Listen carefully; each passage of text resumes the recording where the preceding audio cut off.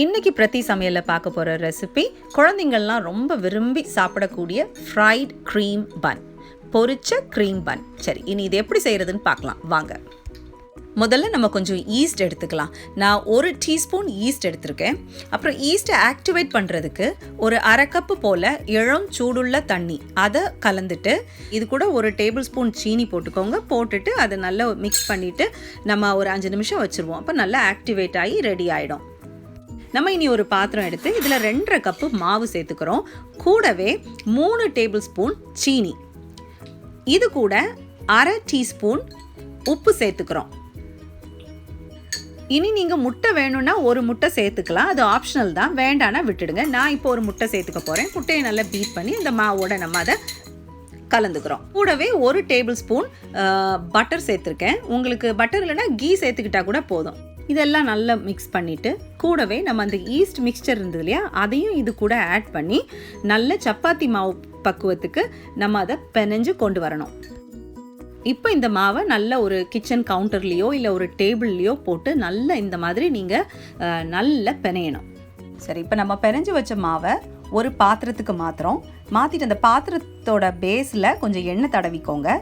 இந்த மாவுக்கு மேலேயும் கொஞ்சம் எண்ணெய் இல்லாட்டா கொஞ்சம் பட்டர் தடவிட்டு வச்சுருங்க. தடவிட்டு ஒரு பிளேட்டோ டவலோ போட்டு மூடி வச்சுருங்க. எண்ணெய் போடுறதுனால என்ன ஆகும்னா அது ட்ரை ஆகாது. சரி, இந்த மாவு இனி டபுள் ஆகணும். டபுள் ஆகிற வரைக்கும் நல்ல ஒரு சுத்தமான டவலோ இல்லை ஒரு மூடியோ போட்டு மூடி வச்சுருங்க. இப்போ 2 மணி நேரத்தில் நல்லா டபுள் ஆகிடுச்சு, நல்ல புஷ்ஷுன்னு வந்துருச்சு. இதை நான் இப்போது கையால் இந்த மாதிரி பண்ணி உள்ளே இருக்க அந்த காற்று எல்லாத்தையும் நான் எடுத்துடுறேன். இதை இனி நான் முதல்ல பண்ண மாதிரியே நம்ம ஒரு கவுண்டருக்கோ ஒரு டேபிளுக்கோ மாற்றிட்டு இதை இந்த மாதிரி நல்லா பிணையணும். நல்லா ஸ்மூத்தாக சாஃப்டாக வர வரைக்கும் பிணையணும். அதுக்கப்புறம் நான் இதை 7 போர்ஷனாக பிரிக்கிறேன்.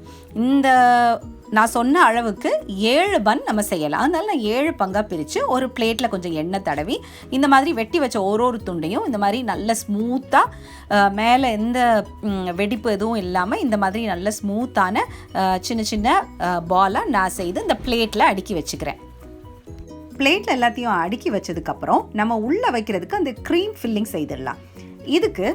இதுக்கு நான் அரை கப் பட்டர் எடுத்திருக்கேன். ரூம் டெம்பரேச்சரில் உள்ள பட்டராக இருக்கணும். இது கூட நான் 1 கப் பவுடர் சுகர் ஆட் பண்ணுறேன். அப்படியே ஒரு அரை டீஸ்பூன் வெனிலா எக்ஸ்ட்ராக்டும் ஆட் பண்ணிவிட்டு நீங்கள் ஒயர் விஸ்க் இருந்தாலும் சரி இல்லை இந்த மாதிரி எலக்ட்ரிக் ஹேண்ட் மிக்சர் இருந்தாலும் சரி அதில் நல்ல க்ரீமியாக வர வரைக்கும் அதை நல்லா பீட் பண்ணிக்கோங்க. சரி, இப்போ க்ரீமியாக வந்துருச்சு.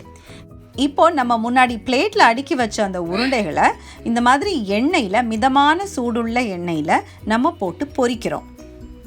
பொரிக்கும்போது நீங்கள் ஒன்று கவனமாக இருக்கணும், மீடியம் ஃப்ளேமில் தான் இருக்கணும். ஃப்ளேம் ஹையில் வச்சிங்கன்னா சட்டுன்னு பன் வந்து ப்ரௌன் ஆயிரும், ஆனால் உள்ளே வெந்திருக்காது. அதனால மிதமான மீடியம்லேயே தான் இருக்கணும். மீடியம் ஃப்ளேம்லேயே தான் நீங்கள் பொரித்து எடுக்கணும்.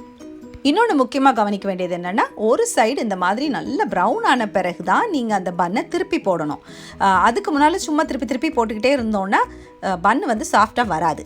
சரி, இப்போ ஒரு சைடு எனக்கு நல்ல ப்ரௌன் ஆகிடுச்சு. இப்போ அடுத்த சைடும் இந்த மாதிரி ப்ரௌன் ஆகிறதுக்கு ஒரு 4லேருந்து 5 நிமிஷம் வரை ஆகலை, ஏன்னா மீடியம் ஃப்ளேமில் தான் பண்ணுறோம். இப்போ நான் அந்த 7 பன்னையும் நல்லா அழகாக பொரித்து எடுத்தாச்சு. இப்போ இதை நல்ல சுத்தமான ஒரு டவலால் நான் இதை மூடி வச்சுக்க போகிறேன். பாருங்கள் பன் எவ்வளோ சாஃப்டாக இருக்குன்னு. இப்போ நம்ம அதை உள்ளே கட் பண்ணி பார்ப்போம் எப்படி இருக்குன்னு. உள்ளேயும் ரொம்ப அழகாக இருக்குது, அதனுடைய டெக்ஸ்டர் நல்ல சாஃப்டாக பஞ்சு மாதிரி இருக்குது.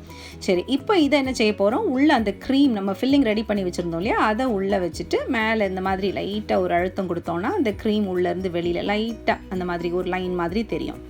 வா, எவ்வளோ அழகாக இருக்குது பாருங்கள் நம்ம cream bun. It's really soft and I really like it. You should definitely try this at home. உங்களுக்கும் இந்த பன் ரெசிபி பிடிச்சிருந்தா இதை கண்டிப்பாக நீங்கள் வீட்டில் ட்ரை பண்ணிவிட்டு எப்படி வந்ததுன்றதை எங்களுக்கு காமெண்ட் செக்ஷனில் சொல்லுங்கள். அப்படியே மறக்காமல் லைக் பண்ணுங்கள், ஷேர் பண்ணுங்கள், கூடவே சப்ஸ்கிரைப் பண்ணிவிடுங்க. தேங்க்ஸ் ஃபார் வாட்சிங். பாய்.